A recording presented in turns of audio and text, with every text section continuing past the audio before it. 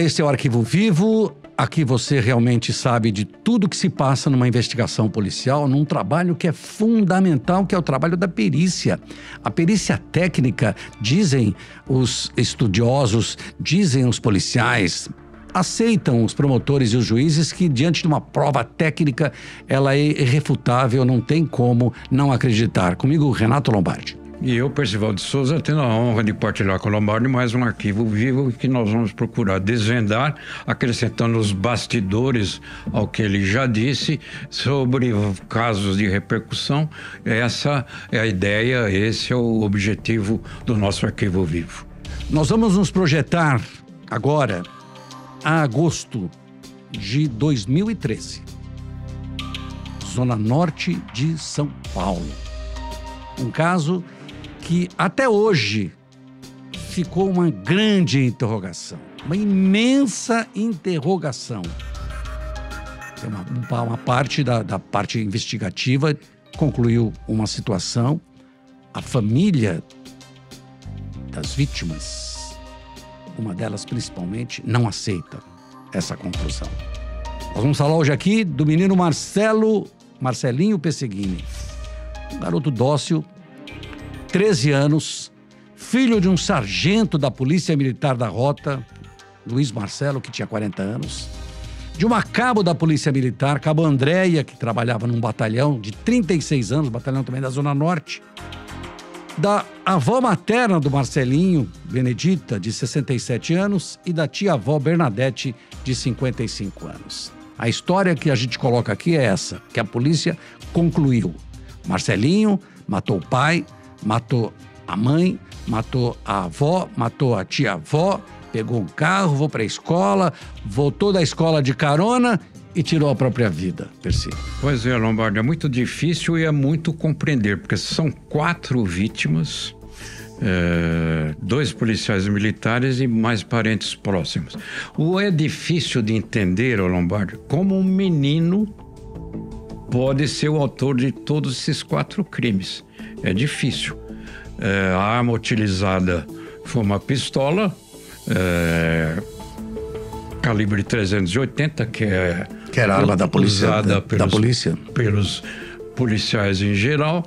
E o enigma, a dificuldade de entender é como um menino pode manusear uma arma desse tipo, uma arma potente, matar o pai, a mãe, a tia-avó e a avó e depois se matar. Isso não entrava na cabeça de ninguém, Lombardi. E para ir à escola, né? Que foi dirigindo. Aí a família disse que o menino não sabia dirigir. O menino sabia usar arma. Aí a polícia investigou e disse que ele sabia usar arma porque os pais acreditavam para que ele ficava em casa muitas vezes sozinho, até para se defender, porque um era da Rota, a mãe é do batalhão, e aí o menino usava, o pai levava inclusive no estande para o garoto atirar. O garoto tinha 13 anos. No dia 5 de agosto, quando o corpo foi encontrado do menino, os corpos foram encontrados, muita gente entrou na casa. Muita gente entrou na casa. Primeiro os policiais militares. E depois, quando anunciaram para a rede toda que 2 policiais militares tinham sido assassinados, junto com o filho, porque até então não se acreditava nessa história de um menino ter matado 4 pessoas da família e depois tirado a própria vida. Entraram na casa, por isso quando eu falo da perícia, a perícia na época, um dos peritos me disse que quando eles chegaram no local, o local estava prejudicado. Estava prejudicado porque calcula-se que pelo menos 100 policiais estiveram lá. Ou seja, quando os peritos chegaram, um local de crime que tecnicamente, obrigatoriamente deve ser preservado, estava totalmente prejudicado. Só que, com um detalhe, o sargento morto era sargento da Rota. A Rota, como bem sabemos, é uma tropa considerada de elite da Polícia Militar, ao mesmo tempo que é considerada uma tropa letal.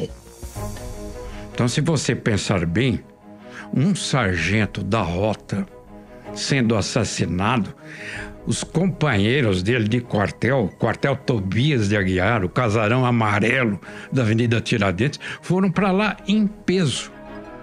Porque se imagine comigo, Renato, se é uma tropa letal, o que você acha que aconteceria automaticamente com o assassino sargento dessa tropa. Seria decisivo. E a coisa chegou a tal ponto de gravidade, tinham tantos policiais da rota lá, que foi necessário, me lembro bem desse detalhe, foi necessário que o comandante-geral da Polícia Militar fosse até lá para acalmar os ânimos.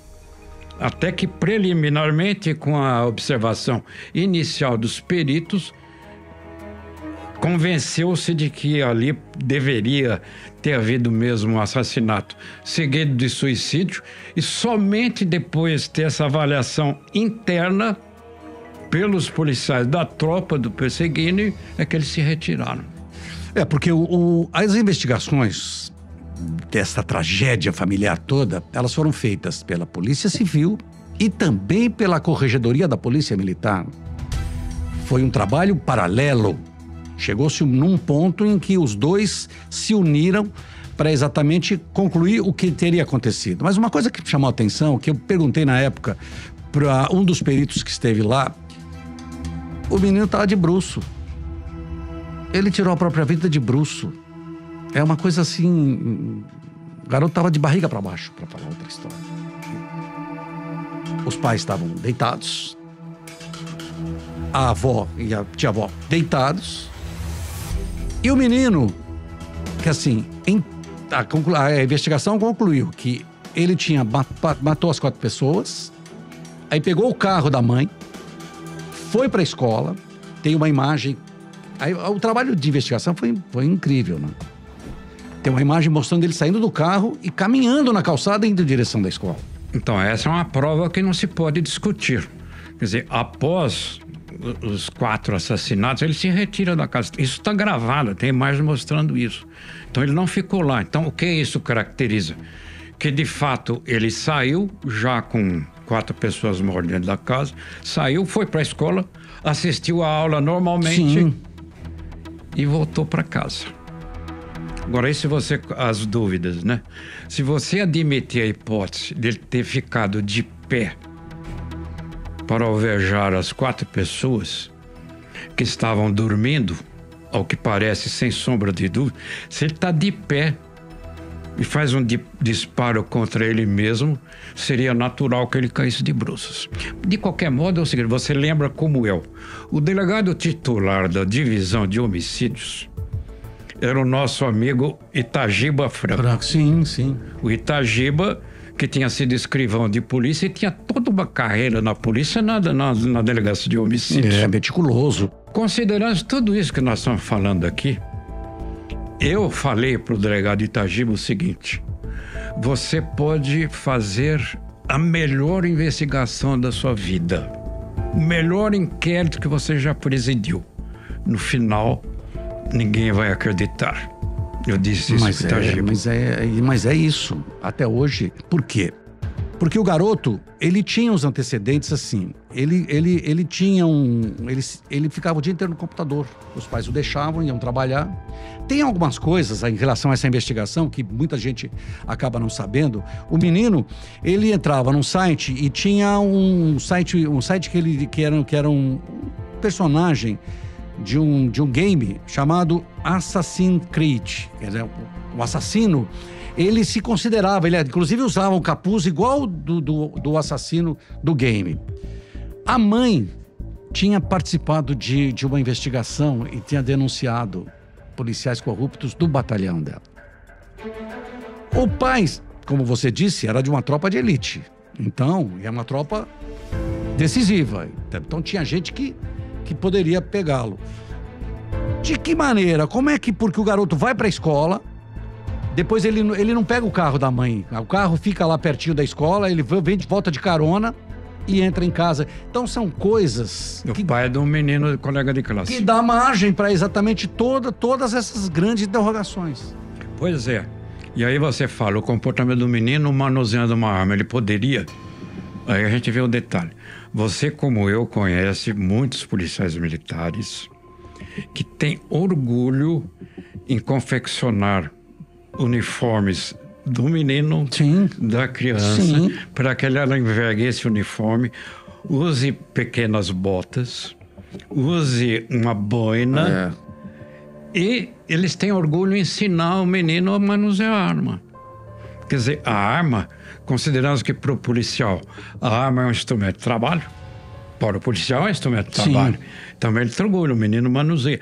Tanto que o que normalmente uma pessoa tem cuidado, se ela tem arma, é esconder o melhor possível essa arma em casa. No caso, eu perseguei ele, não. Tinha armas em alguns lugares da casa. Então, mas o menino sabia disso aí. Agora, outro detalhe das investigações, além desse que você citou, da Cabo ter feito uma denúncia sobre corruptos, é que o menino tinha uma moléstia degenerativa. Ele tinha uma moléstia degenerativa e com o correr do tempo se calculava que ele não poderia viver um pouco mais do que até os 20 anos de idade. Aí entra uma conjectura, um raciocínio, uma hipótese. Ele, sabendo disso, teria imaginado que matando e se matando aliviaria um futuro sofrimento dos pais? Mas é uma pergunta que fica sem resposta.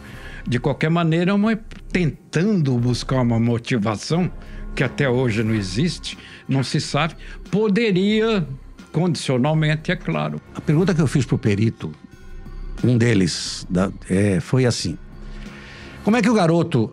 porque eles fizeram a aproximação da arma. O menino matou todos eles com um tiro na cabeça, não é? Pela investigação. Você dá o primeiro disparo, aí alguém ouviu. Você dá o segundo disparo, alguém da casa ouviu. Da casa do lado moravam a avó e a tia-avó. A história disseram que o menino teria dopado pai, mãe, avó e tia-avó. Pois é, aí você tem que pensar na velocidade da autoria dos disparos. Foram tiros sequenciais, houve um intervalo entre um disparo e outro. Então, uma das avaliações é que ele, determinado a matar, pensou nisso, planejou isso, esperou estar os familiares, inclusive os pais, dormindo, e os fuzilou. É admissível a hipótese de terem sido disparos sequenciais. De um garoto de 13 anos. Exatamente. Essa é a pergunta. É difícil de entender isso aí. Agora, eu fiz o meu imaginário funcionou nisso. Por exemplo, nós jornalistas, você quando conversa com alguém, você fala de casos que você cobriu. Como nós fazemos aqui no Arquivo Vivo, as nossas histórias profissionais. As histórias em casa de policiais, quais são? São histórias do dia a dia do trabalho policial. Exato, do crime, bandido, perseguição. Imagina o pai, então, né? Trabalhando na rota. Né? Então, para o menino, você veja que ele era familiarizado com essas histórias. Esse tipo de reminiscência, esse tipo de carreira profissional.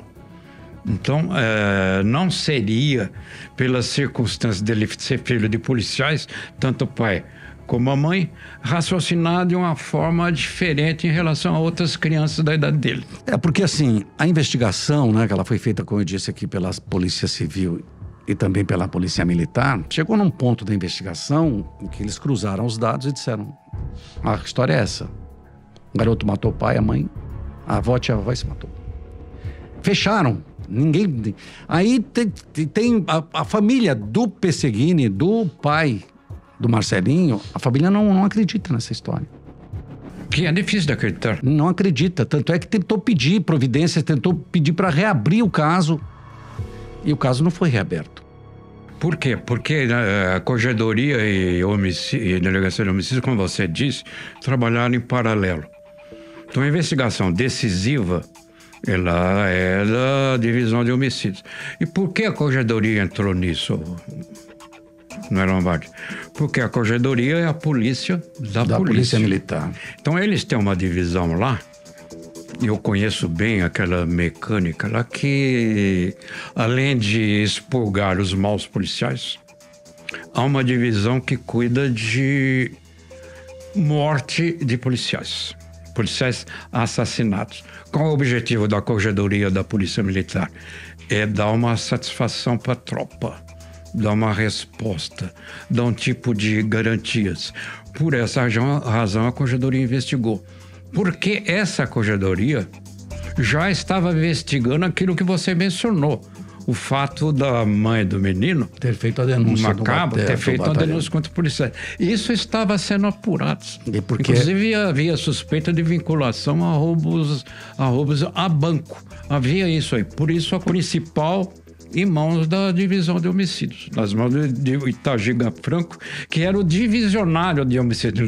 Não era o diretor do departamento. Mas tem uma divisão de homicídios. Ele dirigia essa visão. O Itagiba está aposentado. Conversei com ele anteontem a respeito exatamente do caso. E ele falou: olha, para mim, eu estou convicto.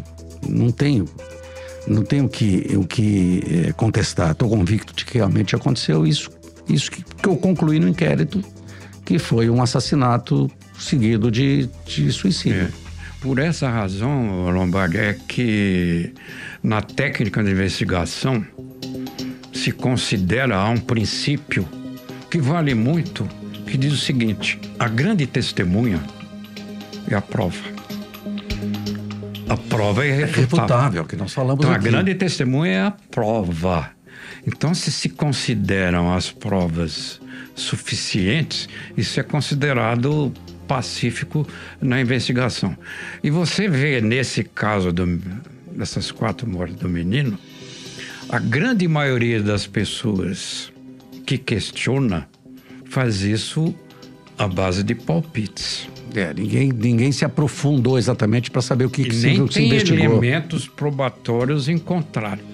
Quer dizer, eu acho, me parece, eu não acredito, eu duvido. O menino jamais faria isso. Tem uma outra pessoa lá. Há 1000 conjecturas. Todos nós ouvimos cada história incrível. E o Itagiba me falou, quando eu conversei com ele há 2 dias antes da gente gravar esse papo aqui, em que eles ouviram tantas pessoas, eles ouviram a exaustão. E ouviram 2 garotos contando que o Marcelinho na escola vivia convidando, dizendo que e convidando para dar tiros e essas coisas todas, e contava, para um deles contou várias vezes que ele tinha intenção de matar a família. Tanto que quando ele voltou para a escola, os 4 mortos, ele foi para a escola. Na escola, para os colegas, ele disse que tinha matado todo mundo em casa. Acreditou, porque ele vivia com essa história. Mas ele contou lá. Ele contou. Eu, particularmente, acho que, consumados os assassinatos, ele indo tranquilamente à escola, isso também é uma coisa difícil de digerir, né? Sim. Para um adulto já... Por que ele foi para a escola? Por quê? E sem problema nenhum. Então ele conta, não sei se para se vangloriar, qual seria o objetivo disso. Volta para casa, vê os mortos, e aí cai a ficha. Cai a ficha. Essa é uma história intrigante. É uma história que você que está nos ouvindo vai dizer assim: mas é isso mesmo? Mas se vocês que cobriram, se vocês que acompanharam, se vocês que conversaram, tem determinados momentos que a gente refuta em acreditar em determinadas coisas, né? Imagina quem não sabe nada dessa história. Por isso mesmo, Lombardi, eu pessoalmente... para falar todas essas coisas que eu estou falando aqui, nós estamos falando, eu ouvi muito os policiais encarregados das investigações, tanto na Polícia Civil, tanto os policiais da Corregedoria, tanto com outros policiais do Batalhão Tobias de Aguiar, onde o sargento trabalhava. Ouvi muita gente com relações diretas ou indiretas, né? Tentando isso. Então, essas justificativas consideradas plausíveis é a nossa base de raciocínio. Nós instintivamente temos dúvidas, mas não temos nenhum elemento de convicção absoluta para chegar a um diagnóstico. Por isso, consideramos o caso ainda cercado de mistério. Porque o jornalista faz o quê? Ele pergunta, ele cobra. Por isso que eu explico, nós somos jornalistas, né? A gente é jornalista. O policial tem um tipo de conduta, o perito tem outro tipo de conduta, o promotor que recebe tem outro tipo de conduta e o juiz que analisa, esse então é a palavra final dele. E todos eles concluíram que o menino matou, a família se matou. E aí a prova técnica remete à cena das mortes. Quer dizer, os disparos fatais foram disparados de cima para baixo. Todos. Por isso que eu raciocinei que o menino estava de pé. Agora, tem gente que diz que ele estava com a arma ao lado da mão esquerda, que na verdade ele seria destro. Mas isso ninguém sabe, nem vai saber nunca. Nem a família dele, do Ninguém casal, vai saber sabia, isso porque nunca. Então, o menino sabia dirigir e a família diz que ele não dirigia. Então, é difícil você fugir, escapar de todos os elementos que foram coligidos, né? Porque, na verdade, nós dois demos verdadeiras prensas no delegado Itagir. A gente apertava o homem. E aí eu pergunto para você que está nos ouvindo, e você, qual é a sua conclusão? O menino matou o pai e a mãe, a avó e a tia-avó e se matou? Ou não? Esse é o Arquivo Vivo, comigo, Renato Lombardi. E eu, Percival de Souza, ajudando a tentar desvendar esse mistério. Até a próxima!